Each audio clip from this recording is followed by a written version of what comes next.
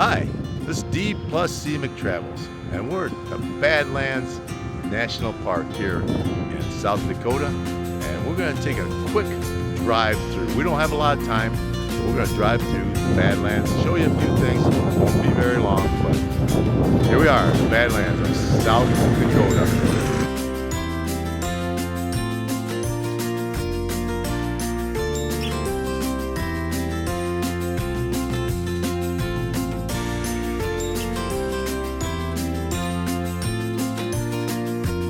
Starting out here at the Visitor Center. Like I said, we don't have a lot of time. We're just driving through. We've seen it off to the side of I-90 and decided to stop by real quick and just take a drive through. Because we were just driving through and making a quick stop, I probably won't talk on this video, and I will dub some of the facts in when I get home. The park does have a lodge. It's called Cedar Pass Lodge. It's got gifts, cabins, and lodging here. Got little cabins that you can rent.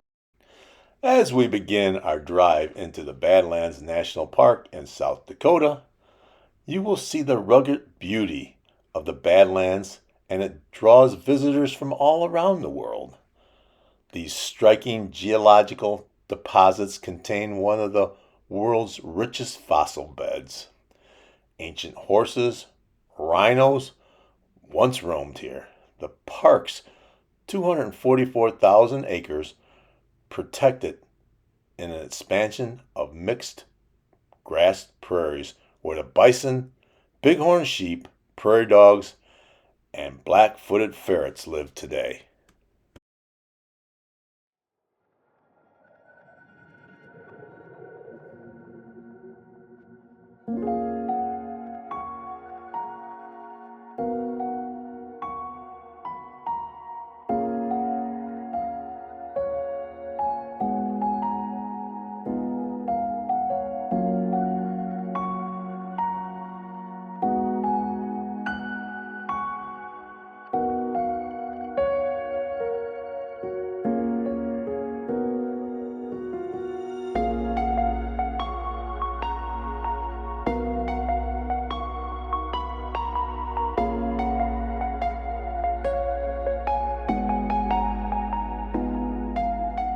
The name Badlands National Park poses an interesting question.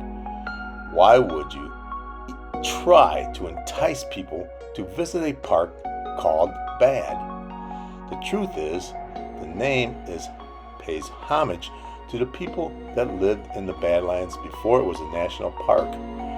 For hundreds of years, the Lakota people have called this area Mako Sika, which literally translates to bad lands. When early French fur trappers passed through this area, they called this area, well, I'm going to be completely honest with you. There's no way I can pronounce the French version of what they called this area, but it meant bad lands to travel across. Since the French trappers spent time with the Lakotas, it's likely that the French name, the Badlands, presented many challenges to easy travel. When it rained in the Badlands, the wet clay became slick and sticky, making it very difficult to cross. The jagged canyons and buttes that covered the landscape also made it hard to navigate. The winters are cold and windy. The summers are hot and dry, and the few water sources that exist are normally muddy and unsafe to drink. These factors made the land difficult to survive in, and evidence of early human activity in the Badlands points to seasonal hunting rather than permanent habitation.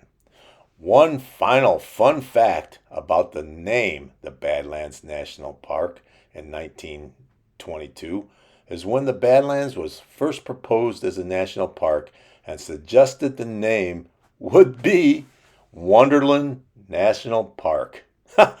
Wonderland. From the Badlands to Wonderland? Wow.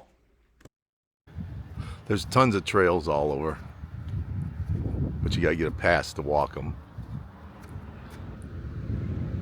Right here you can really see in this one right here, the reds.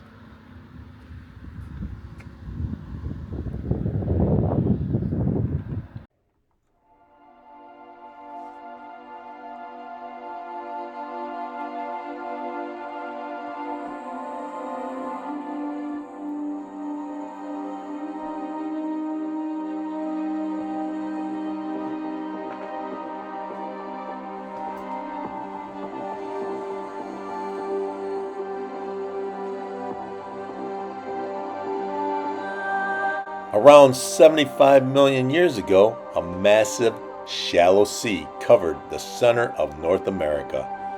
The floor of the sea collected mud and silt, which eventually formed the very bottom layer of rocks that you see in the park today.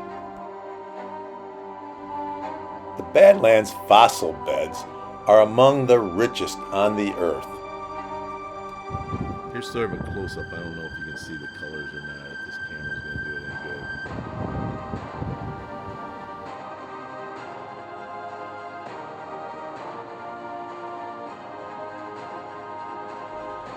The Badlands are eroding at a rate of about 1 inch every year.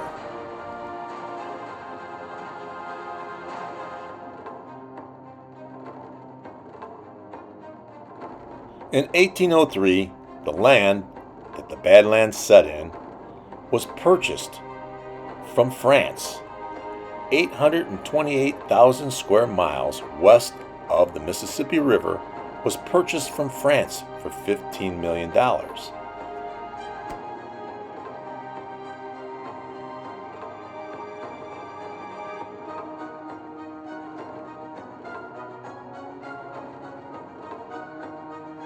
And during World War II, the Badlands were turned into a bombing range for practice for our military.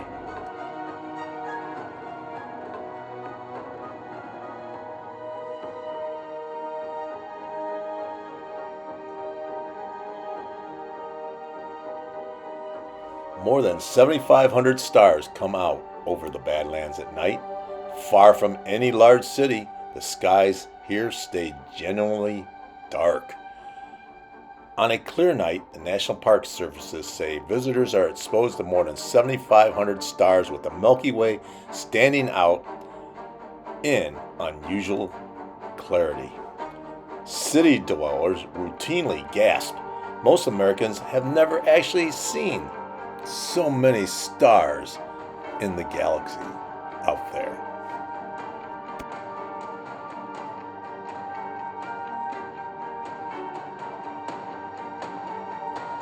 On January 25, 1929, the Badlands was commissioned to be a national monument. And then, in November 10, 1978, the Badlands National Park was established. Alright, as you can see, we are passing some beautiful sights here as we drive along the Badlands Loop Road. Let's just sit back and enjoy some music and enjoy the scenery here in the Badlands.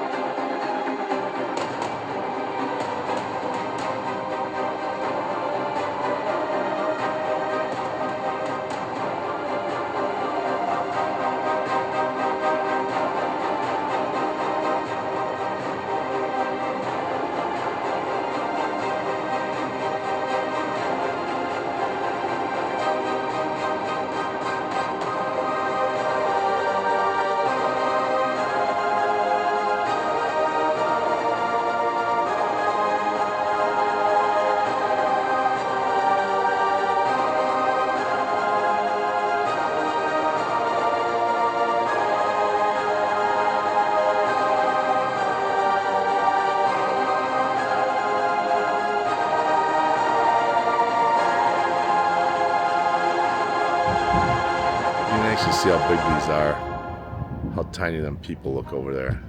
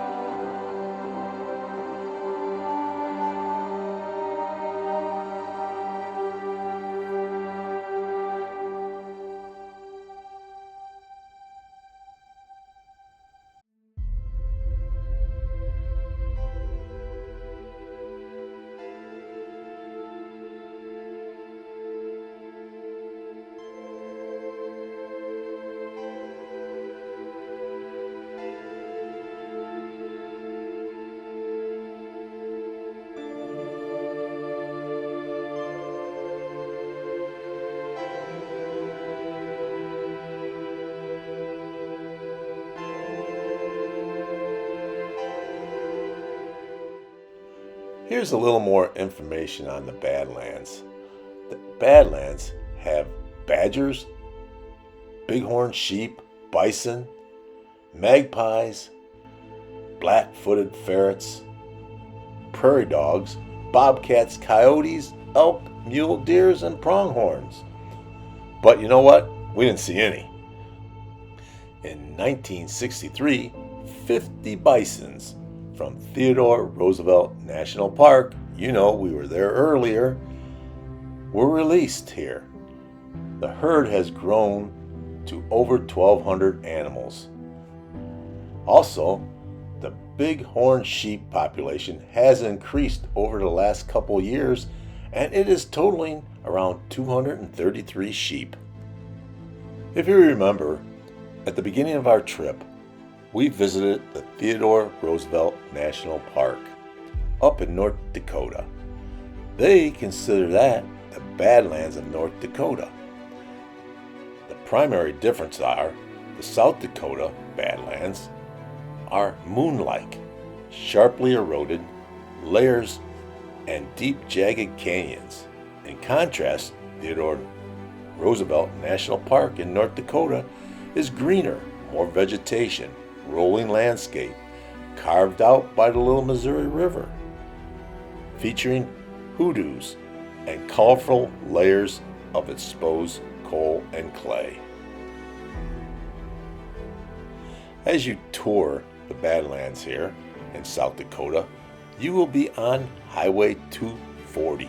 It's also known as the Badlands Loop Road. This road is 31 miles, 2-lane paved, connects the northeast entrance of the park to the entrance near Walls, South Dakota. Both ends of the Highway 240 connect directly into Interstate 90, allowing you to bypass the Badlands completely or loop back around to your starting point. A little more info here is several major featured films used this terrain of South Dakota Badlands National Park and its surrounding areas with their distinct landscape in the movies. Dances with Wolves, Armageddon were two notable ones that were filmed. Starship Troopers, Thunderheart, No Man Land, and The Rider, and How the West Was Won. There was over 20 epic movies filmed here in the Badlands. And with that, our time here is done. I hope you enjoyed this small tour of the Badlands National Park in South Dakota.